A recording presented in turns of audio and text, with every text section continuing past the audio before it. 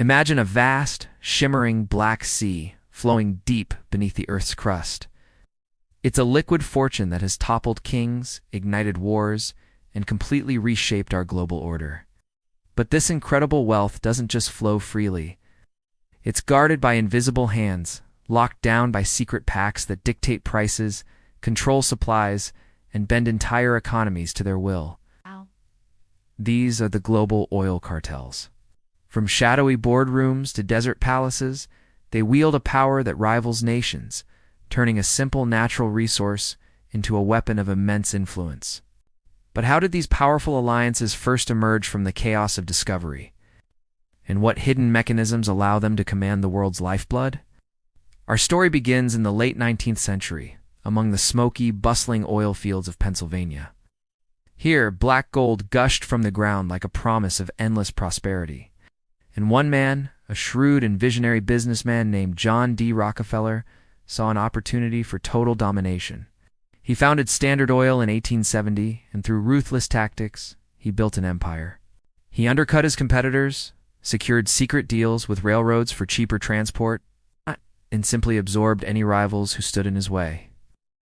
By the 1880s, Rockefeller's Standard Oil controlled a staggering 90% of all oil refining in the United States. This wasn't just about business. It was about power. His cartel manipulated prices at will, stifled innovation from smaller players, and amassed fortunes so vast they funded empires of both philanthropy and political influence. But this kind of unchecked power couldn't last forever. In 1911, the U.S. Supreme Court, wielding newly minted antitrust laws, declared Standard Oil a monopoly and dismantled it, splintering the giant into 34 separate companies. But this wasn't the end. From these fragments, new giants rose: Exxon, Mobil, and Chevron. They were the seeds of a new, even more powerful international order. As the 20th century dawned, the world was changing fast. The invention of the automobile and the outbreak of World War I made oil the most critical resource on the planet. The newly independent American oil companies, born from the breakup of Standard Oil, began to look beyond their own borders. In the 1920s, a new kind of alliance began to form. These American firms joined forces with their European counterparts.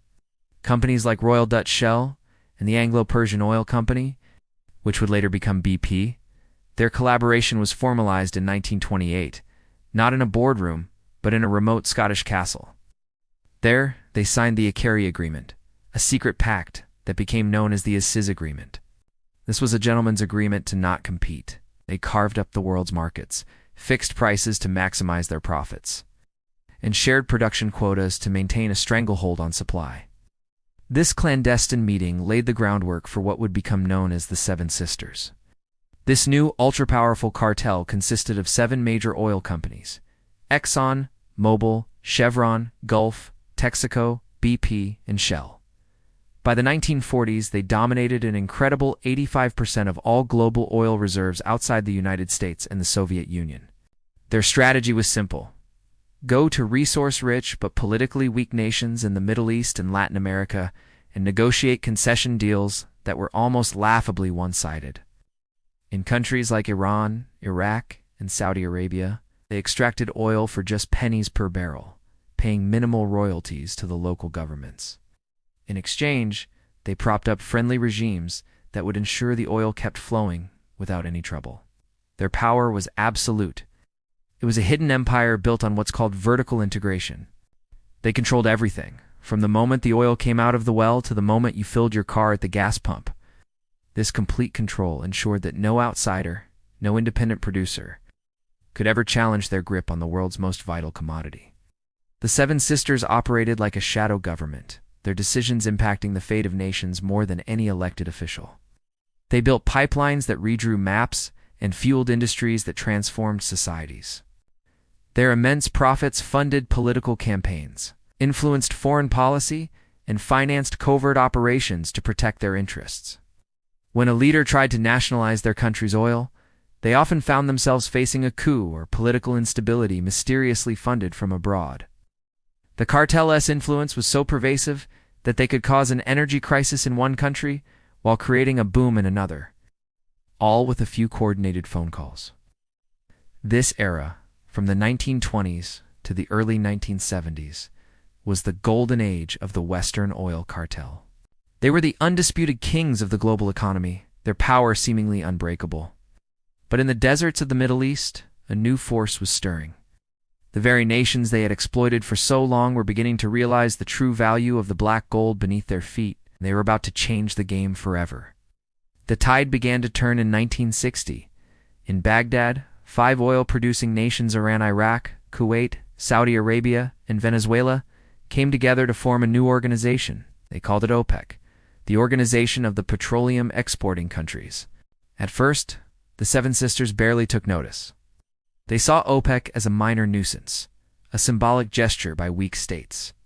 For its first decade, OPEC had little real power. Sisters still controlled the technology, the transportation, and the markets. They could simply ignore OPEC's demands for better terms and higher prices. But the political landscape was shifting. A wave of nationalism was sweeping across the developing world, and leaders were becoming bolder. The breaking point came in 1973. In response to Western support for Israel during the Yom Kippur War, the Arab members of OPEC decided to use their ultimate weapon. They declared an oil embargo against the United States and other Western nations. The effect was immediate and devastating. Suddenly, the invisible hand that had always guaranteed a steady flow of cheap oil was gone.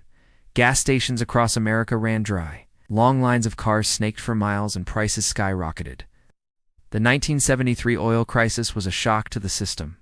It revealed just how vulnerable the world's most powerful economies were to the decisions made in distant capitals. The balance of power had shifted dramatically. OPEC had shown that it could cripple the West, and the Seven Sisters were forced to the negotiating table. The era of cheap oil, extracted for pennies on the dollar, was over. Oil-producing nations began nationalizing their oil industries, taking control of their own resources. The price of a barrel of oil quadrupled almost overnight, transferring trillions of dollars of wealth from consuming nations to producing nations. This wasn't just an economic shift, it was a geopolitical earthquake. The age of the Seven Sisters' absolute dominance had ended, and the age of OPEC had truly begun. The rise of OPEC created a new world order. The cartel now held the power to set global oil prices, and they weren't shy about using it.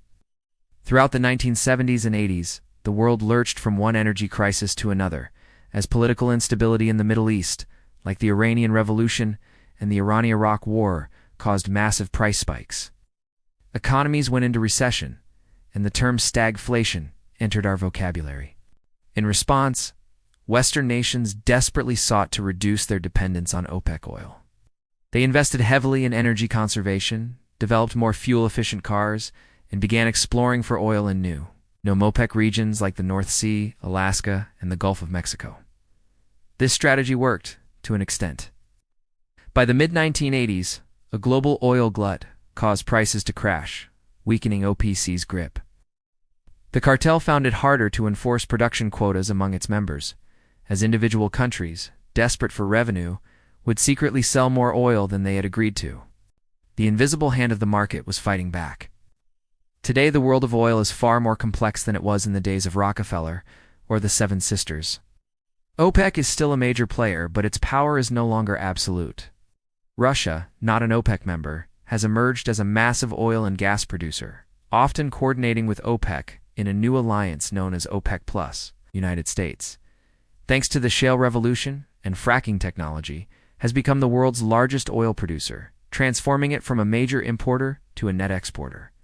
The original Seven Sisters have merged and evolved into what we now call the supermajors, companies like ExxonMobil, Chevron, Shell, and BP. They still wield enormous power. But they now have to compete with state-owned national oil companies like Saudi Aramco and China's CNPC, which control the vast majority of the world's proven reserves. The game has more players, the rules are constantly changing, and the alliances are always shifting. It's a delicate, high-stakes balancing act where a single geopolitical event or a technological breakthrough can send shockwaves through the entire global economy. The battle for control of the world's black gold is far from over. It has simply entered a new, more unpredictable chapter. Imagine a world run by 7 companies, not governments, not armies, but corporations. To World War II, this was nearly a reality in the world of oil. They were called the Seven Sisters, and with Europe in ruins and global demand for energy exploding, they held all the cards. Their strategy was simple: control the supply of oil to keep prices stable and their profits astronomically high. They were a perfectly oiled machine, a private cartel that dictated the flow of the world's most vital resource. But this kind of power never goes unchallenged. In 1951, a man named Mohammad Mossadegh, the Prime Minister of Iran, decided he'd had enough. He nationalized the Anglo-Iranian Oil Company, which was one of the sisters' crown jewels. He declared that Iran's oil belonged to the Iranian people. This was a direct threat to the cartel's entire business model. If Iran could get away with it, who would be next? The Seven Sisters' response was swift and brutal. They organized a global boycott of Iranian oil. No one would buy it, no one would ship it. Iran's economy, almost entirely dependent on oil revenue, was crippled. But they didn't stop there. Working behind the scenes with American and British intelligence agencies, they helped orchestrate a coup. In 1953, Mossad was overthrown, and the Shah was put back on the throne. A new oil consortium was formed, and guess who was in charge? The Seven Sisters, of course. They gave Iran a slightly bigger cut of the profits, but their control was absolute once again. It was a chilling display of power, proving they could topple a government to protect their interests. This wasn't an isolated incident. Across the Middle East, the same story played out. In Saudi Arabia, 4 of the sisters had formed a joint venture called Aramco. In 1938, they struck the Ghawar field, the largest conventional oil field ever discovered. The sheer volume of oil was staggering. Billions of dollars flowed from Saudi sands directly into the pockets of these Western companies, while they simultaneously shaped U.S. foreign policy to ensure their access remained secure. For decades, it seemed like their reign was untouchable. They set the prices, they controlled the flow, and they answered to no one but their shareholders. But even the mightiest empires eventually show cracks. The nations that sat on top of all this black gold were starting to wake up. They saw the vast wealth being extracted from their lands, while their own people saw little benefit. The turning point came in 1959. In a move of pure arrogance, the Seven Sisters unilaterally decided to cut the posted price for oil from Venezuela and the Middle East. This was the official price they used to calculate royalty payments to the host governments. By cutting it, they were directly cutting the income of entire nations, without so much as a discussion. The outrage was immediate and intense. This wasn't just business, it was a slap in the face. It was a stark reminder of who really held the power. In September 1960, a historic meeting took place in Baghdad. Representatives from Iran, Iraq, Kuwait, Saudi Arabia, and Venezuela came together, united by their shared frustration. There, they formed a new organization, one that would change the world forever: the Organization of the Petroleum Exporting Countries, or OPEC. Initially, the Seven Sisters and the Western world dismissed OPEC.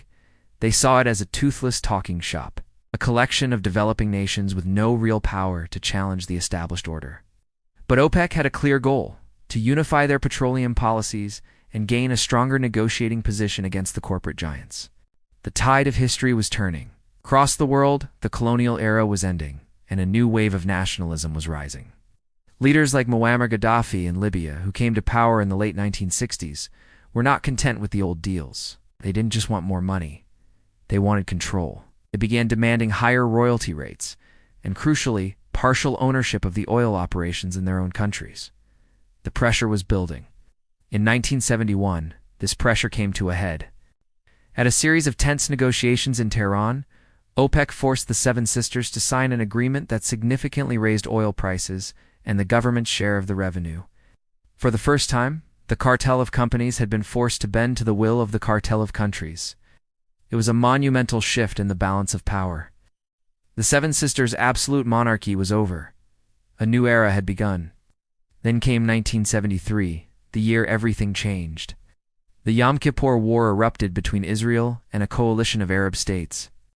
In response to the United States and the Netherlands providing support to Israel, the Arab members of OPEC, organized as OAP, decided to unsheathe their ultimate weapon.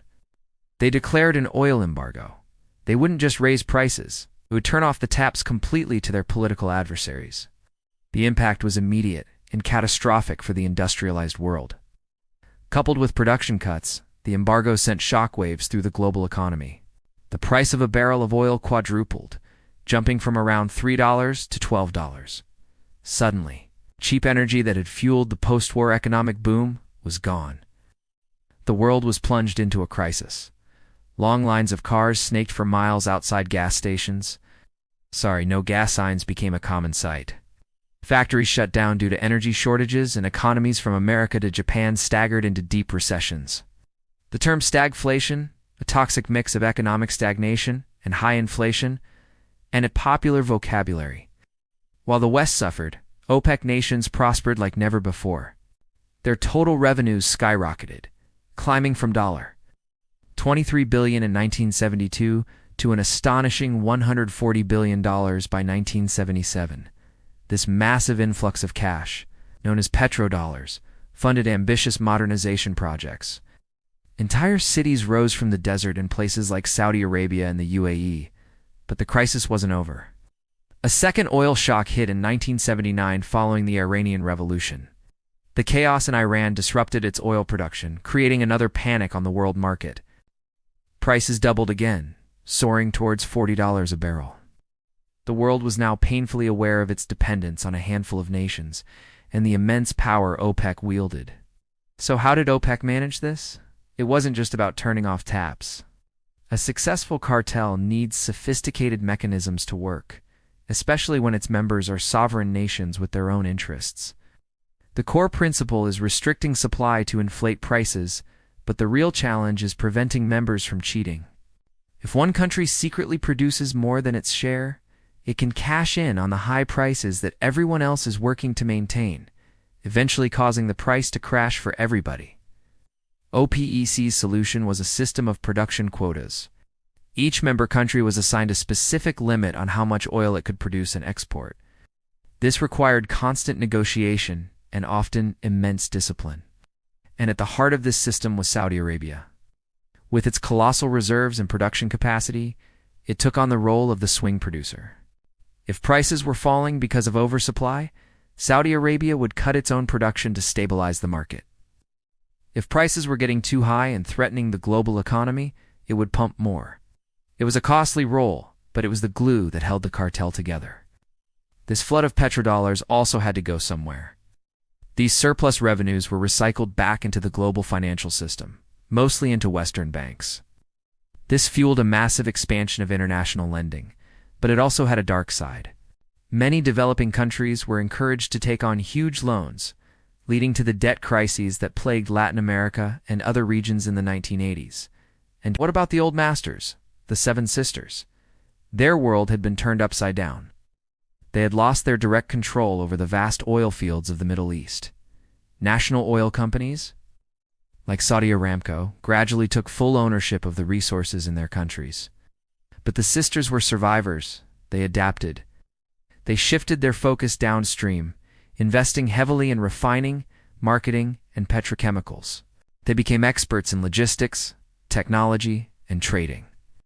They could no longer dictate the price of crude oil, but they could still make billions by turning it into gasoline, plastics, and thousands of other products the world couldn't live without. The game had changed, but they were still very much in it. The era of the all-powerful Seven Sisters was over, but the age of oil and the power it conferred was far from finished. Have you ever wondered who really pulls the strings of the global economy? It's not always presidents or tech billionaires. For decades, a shadowy group of nations has held the world in its grasp, capable of making or breaking economies with a single decision. This is the story of oil cartels, the secret masters of the world's most vital resource. Our story begins in the turbulent 1980s. Imagine a world awash in oil. New gushers from the North Sea and Alaska were flooding the market, while members of the powerful oil cartel, OPEC, were secretly pumping more than they agreed to. The result? Catastrophic price collapse. By 1986, a barrel of oil, once a symbol of immense wealth, was selling for a mere $10. OPEC's unity was shattered. In a bold and ruthless move, Saudi Arabia, the cartel's de facto leader, decided to teach everyone a lesson. They opened their taps to full, flooding the market even more. Their goal was to reclaim their market share and punish the cheaters within their own ranks. It was a brutal strategy that hurt everyone, including themselves, but it sent a clear message: defy the kingpin at your peril. Just a few years later, the world held its breath as the Gulf War erupted in 1990. With Iraqi and Kuwaiti oil fields offline, panic should have sent prices into the stratosphere. But something interesting happened. Saudi Arabia once again stepped in, but this time to stabilize the chaos. They ramped up their production, perfectly offsetting the lost supply and keeping prices steady. It was a masterful display of power, proving that the cartel could not only crash markets, but also save them. This act cemented their role as the world's indispensable energy gatekeeper. As we moved into the 21st century, the game changed again. The rise of new players, especially Russia, and the American shale revolution threatened to dilute OPEC's power. So, they adapted. They realized they couldn't go it alone anymore. In a historic move in 2016, they formed a new, even more powerful alliance, OPEC+. This supergroup, which included Russia and other key non-OPEC nations, now controlled a staggering half of the entire global oil supply. Their mission was to manage the volatility that the shale boom had unleashed. They did this through coordinated production cuts, a tactic they would use with devastating effect just a few years later. When the pandemic hit in 2020 and demand for oil plummeted, OPEC Plus orchestrated the largest production cut in history, slashing 9.7 million barrels per day. It was an audacious move that single-handedly propped up prices and saved the industry from complete collapse. Fast forward to today, the year 2025. The world is in the midst of a massive energy transition. Yet these oil cartels remain more pivotal than ever. OPEC Plus is constantly playing a high-stakes balancing act. They're trying to manage surpluses from booming production in countries outside their group, like the US and Brazil. Just recently, in December 2025, they decided to pause their planned output hikes. Why? Because they saw a projection that non-OPEC countries would add nearly 2 million barrels of oil to the market every single day. Their intervention was a preemptive strike to prevent another price crash. The geopolitical chessboard is also more complex than ever. Sanctions on major producers like Russia and Venezuela are putting immense strain on the alliances within OPEC+. Who fills the supply gap? How does the cartel maintain unity when its members are on opposing sides of global conflicts? Meanwhile, a new power has entered the scene, one that might be even more influential than the cartel itself: China. As the world's largest oil importer, China's demand has become the single biggest factor influencing prices. Its economic health, its policy decisions, these now have the power to move markets in ways that can either support or undermine the cartel's careful planning. And then there's the ever-present shadow of climate change. The pressure to decarbonize is forcing even the most oil-dependent nations to think about a future beyond fossil fuels. Saudi Arabia, for example, is pouring billions into giant solar farms in futuristic green cities. But here's the irony. It says the immense wealth generated from oil that is funding these green ambitions. For now, oil is the bridge to their own post-oil future. This intricate dance has a direct impact on your life. The decisions made in Riyadh and Moscow affect the price you pay at the pump, the cost of your groceries, and even the stability of global politics, as we've seen with the market volatility linked to the conflict in Ukraine. But this immense power comes with a dark side. The very existence of a cartel is a distortion of the free market. It allows a small group of producers to artificially control supply, keeping prices higher than they would be naturally. This concentrates unimaginable wealth in the hands of a few elites, while ordinary consumers around the world foot the bill. It can foster corruption and hinder economic diversification, trapping nations in a resource-dependent cycle. History has shown us, time and again, that their dominance is never permanent. Just as the American fracking boom eroded OPEC's monopoly in the 2010s, the ongoing renewable energy revolution poses an existential threat to their entire business model. Every solar panel installed, every electric vehicle sold, is a small chip away at their empire.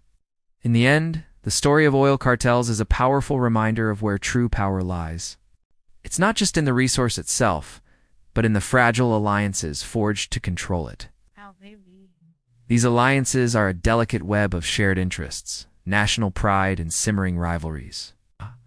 A single act of betrayal, a sudden technological breakthrough, or a shift in global demand can cause the entire structure to unravel overnight.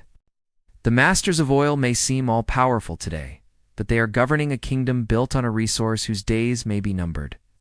The ultimate question is not if their reign will end, but when and what will take its place. Thanks for watching. If you found this look into the world of oil cartels fascinating, don't forget to like this video, subscribe to the channel, and hit that notification bell so you don't miss our next deep dive. See you next time.